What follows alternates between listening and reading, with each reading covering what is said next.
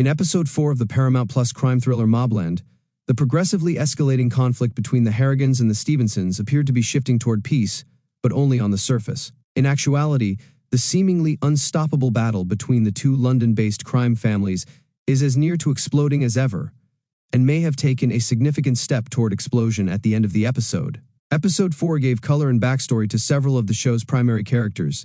As the cast and plots are introduced, the show is beginning to add depth to both.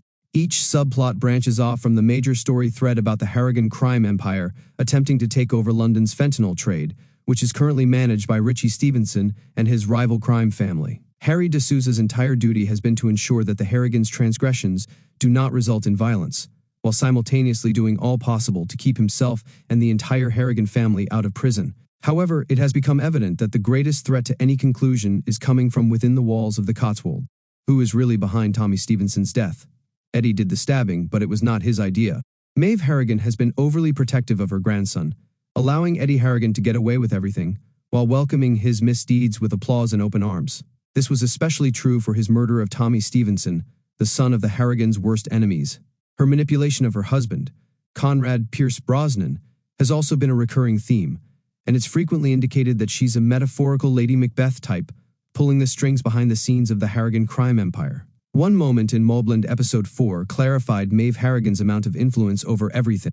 In a quiet moment with his grandmother, Eddie Harrigan expresses his own concerns about whether what they were doing was a mistake, referring to his murder of Tommy Stevenson, which effectively guarantees the Harrigans will go to war if Richie Stevenson ever finds out. Maeve informs him that it was the proper play and that it made him appear strong. While the volatile Eddie is clearly a willing participant in the conspiracy, it is Maeve Harrigan who is inciting the Harrigans to go to war, claiming that she and Eddie are going to send another message to the Stevensons. There is almost no doubt that Maeve has greater ambitions than being a dutiful matriarch to her crime lord husband. In Episode 4, Maeve criticizes her husband's apathy, stating that he used to never leave the home without a rifle or a razor, but now prefers to remain on his phone, checking his portfolio. Whether it's as simple as wanting Conrad to make the Harrigans a feared entity once more, or a long-running vengeance scheme for his repeated adultery, Maeve no longer appears to have her husband's best interests at heart. Why did Richie want Harry to kill Valjean? Richie halted any further conflict with the Harrigans for the time being. In Episode 4, Richie summoned Harry into his facility alone again, this time commenting that something didn't feel right after speaking with Valjean, the man who allegedly killed his kid. Because he likes Harry, Richie decided to put the matter to rest if Harry completed the task with Valjean, which would soothe his mind. He hands Harry a rifle, intending to observe the exchange and see whether there is any recognition or hesitancy between Valjean and Harry. Eliminate any doubt, Harry forgoes the fast death of a gunshot, and instead stabs Valjean in the stomach with a piece of wood until he dies. It seemed to quell Richie's worries, but he had one last request, that the Harrigan family attend Tommy's burial.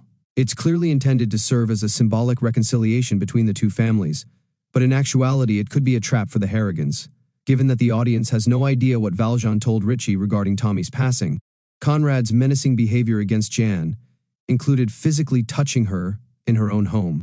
The conclusion of Episode 3 of MobLand showed that the police had been tipped off about the location of Archie's remains after his murder in Episode 1. The stunning tragedy occurred in full view of the entire Harrigan family, including their trusted lawyer, O'Hara. Although they were all witnesses to the crime, Conrad informs Maeve that only he and Harry knew where the body was buried. Whoever anonymously informed the police about the location of Archie's body had to be Harry himself, or had been told by Harry, as Conrad is aware that he did not tell anyone. That causes him to feel that the person who cannot be trusted is Jan Joanne Froggatt, Harry's wife, who he believes will never betray him. It motivates Conrad to pay Jan a call at her house, where she is entertaining her friend Alice with noon wine. After Alice leaves, Conrad intimidates Jan with a harsh expression, unsubtle warnings of peril, and a firm hold on her thigh. Conrad is aware that she sees a therapist and is threatening her expressly to ensure that she does not betray the Harrigans to anyone. Thank you for watching.